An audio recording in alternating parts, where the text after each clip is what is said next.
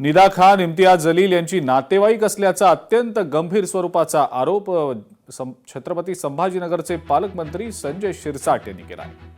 Nida Khan paid worker असून अनेक निदा जागोजागी फिरतायत। निदा खान प्रकरणात एक नगरसेवक अटकेत आहे। शिवाय इम्तियाज जलील यांनाही अटक झाली पाहिजे असं सुद्धा शिरसाट यांनी म्हटलंय। एसआयटीच्या मार्फत जर चौकशी केली तर त्यांना पूर्ण ग्राउंड तपासता येतं आणि तपास हा वेगाने होतो। निदा खान प्रकरणामध्ये एक नगरसेवक अटकेत आहेत।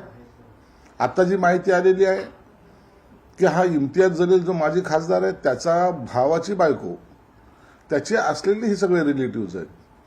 म्हणून हा एक ठरवून केलेला षडयंत्र आहे आणि त्याचा तपास हा आता झाला पाहिजे। आणि मी वारंवार मागणी करतो की इम्तियाज जलीलला अटक झाली पाहिजे।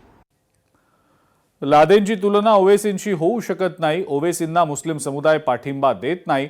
मात्र नितेश राणेंची संघटनेवर बंदीची मागणी योग्यच असल्याची प्रतिक्रिया मंत्री संजय शिरसाट यांनी दिलेली आहे।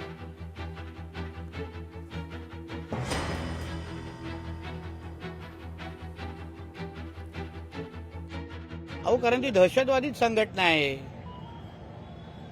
बिन लादेन आणि ओवैसी मध्ये काहीच फरक नाही। तो तेच काम करतोय जे बिन लादेन करत होता अल कायदाच्या माध्यमातून।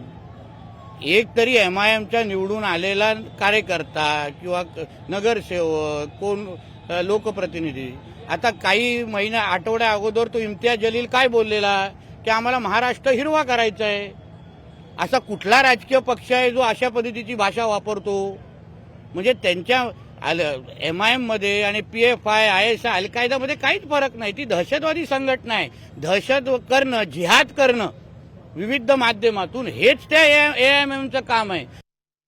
लादेनची तुलना ओवैसीची होऊ शकत नाही, परंतु ओवैसी ज्या पद्धतीने त्याचं संघटन करतोय त्याला एक गोष्ट चांगली आहे की मुस्लिम समाजातील जे काही मोठे नेते आहेत ते कुठेही त्याला पाठिंबा देताना दर्शवताना दिसत नाहीत।